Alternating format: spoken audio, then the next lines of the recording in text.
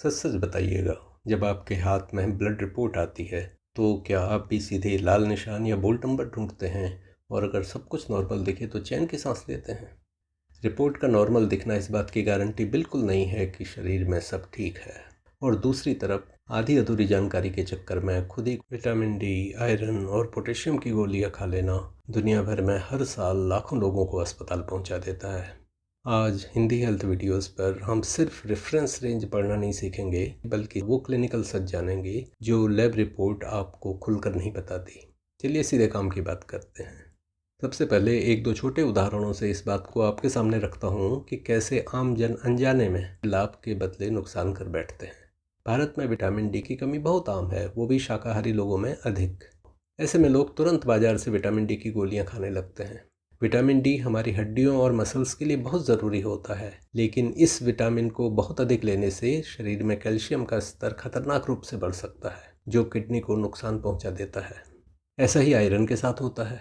Blood में potassium कम आए तो लोग सामान्य नमक खाना बंद कर देते हैं, ये मानकर कि सामान्य नमक में सोडियम होता है और सोडियम कम लेंगे तो पोटेशियम ठीक हो जाएगा, या वो पोटेशियम सप्लीमेंट लेने लगते हैं। ध्यान रहे कि पोटेशियम की बहुत अधिकता और सोडियम की बहुत कमी दोनों के बड़े नुकसान होते हैं।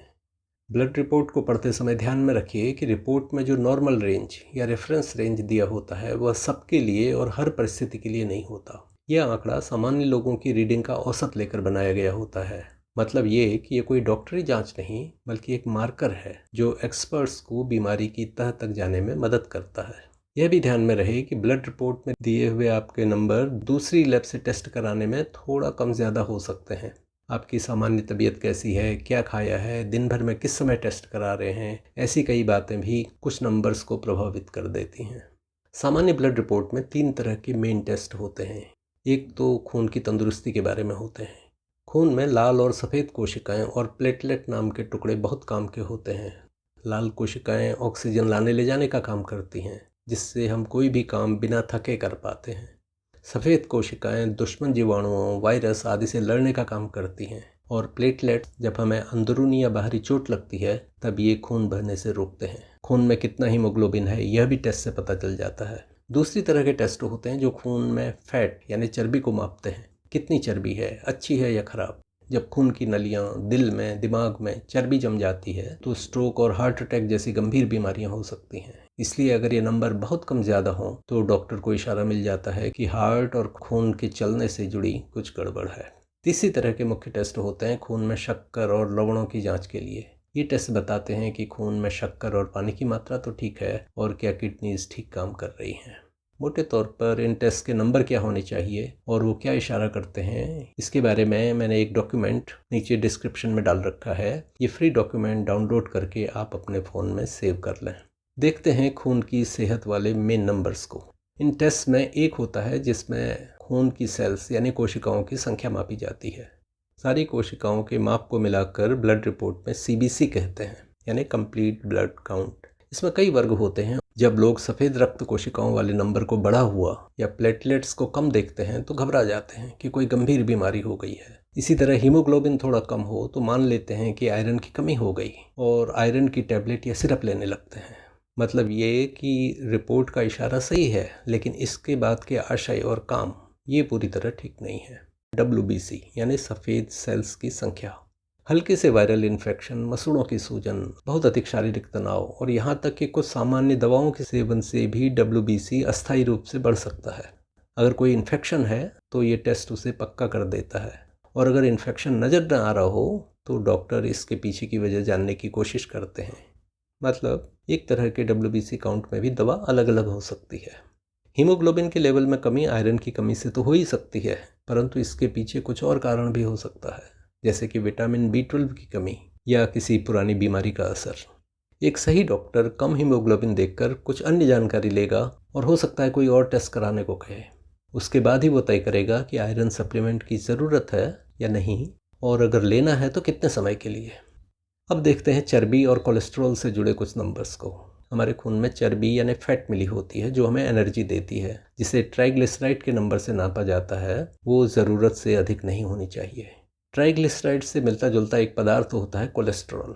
ये 2 तरह का होता है, एक अच्छा जिसे मेडिकल भाषा में HDL कहते हैं, और एक बुरा जिसे LDL के नाम से जाना जाता है। आप इनके नाम से समझ गए होंगे कि स्वस्थ इंसान के खून में अच्छा कोलेस्ट्रॉल अधिक और गंदा वाला कम होना चाहिए, और टोटल कोलेस्ट्रॉल भी एक सीमा से अधिक नहीं होना चाहिए।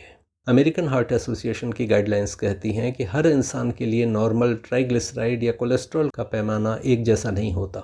उदाहरण के लिए एक स्वस्थ व्यक्ति का LDL 100 मिलीग्राम से कम होना ठीक है, मगर उसे डायबिटीज़ या हाई BP है तो डॉक्टर उसका LDL 70 मिलीग्राम से कम रखना चाहेगा। और अगर किसी को पहले हार्ट अटैक आ चुका है तो डॉक्टर उसके LDL लेवल को 55 मिलीग्राम से भी नीचे लाने की कोशिश करेगा। कई बार ये लेवल खान पान में खराबी या बिल्कुल श्रम न करने की वजह से गड़बड़ा जाते हैं। इसलिए हिस्ट्री, बॉडी वेट, खान पान ऐसी कई चीज़ों को देखकर डॉक्टर लाल या बोल्ड किए हुए नंबर को ठीक करने के लिए दवाओं के बदले या उनके साथ साथ लाइफस्टाइल में परिवर्तन करने के लिए कह सकते हैं। अब एक नज़र मार लेते हैं तीसरी मेन कैटेगरी के एक तरह के टेस्ट पर जो खून में शुगर की मात्रा के बारे में होते हैं। लोगों को सबसे बड़ा भ्रम पैदा होता है डायबिटीज़ यानी अधिक शुगर के नंबर्स को लेकर। ज़्यादातर लोग खाली पेट की शुगर का मार्कर देखते हैं, लेकिन फास्टिंग शुगर सिर्फ उस सुबह का हाल बताती है। अगर आपने रात को हल्का खाना खाया था तो सुबह की शुगर नॉर्मल आ सकती है, भले ही आपको अंदर ही अंदर डायबिटीज़ की समस्या शुरू हो रही हो। इससे अधिक अंदर की बात बताती है HbA1c रिपोर्ट, जो पिछले 90 दिनों की औसत शुगर का हिसाब देती है। लैब रिपोर्ट अक्सर A1c 6.2 या 6.3 पर कोई पैनिक नहीं दिखाती, क्योंकि डायबिटीज़ का तकनीकी कट ऑफ 6.5% है। लेकिन 5.7 से 6.5 का दौर जो डायबिटीज़ से पहले की स्थिति होती है, यह आपको एक मौका देता है कि अगर आप सही डाइट और वर्कआउट अपना लें तो डायबिटीज़ को हमेशा के लिए बिना दवा के रोक सकते हैं। तो मित्रों, इस पूरी वैज्ञानिक चर्चा का सार क्या रहा? ब्लड रिपोर्ट में लिखी रेफरेंस रेंज केवल एक गाइडलाइन है और आपके नंबर कोई पत्थर की लकीर नहीं है। इस रिपोर्ट में सामान्य अक्षरों को देखकर निश्चिंत होकर नहीं बैठें और मोटे या लाल रंग के अक्षरों को देखकर घबराएं नहीं। समझदारी से अपनी रिपोर्ट के पीछे के साइंस को समझें और कोई भी निर्णय लेने से पहले एक क्वालिफाइड डॉक्टर या हेल्थ एक्सपर्ट से सलाह ले लें। अगर आपको ये चर्चा मददगार लगी हो तो इस वीडियो को शेयर करें ताकि लोग आधी अधूरी जानकारी के शिकार न हों। चैनल को सब्सक्राइब नहीं किया है तो कर लें। जागरूक रहें, स्वस्थ रहें। जय हिंद।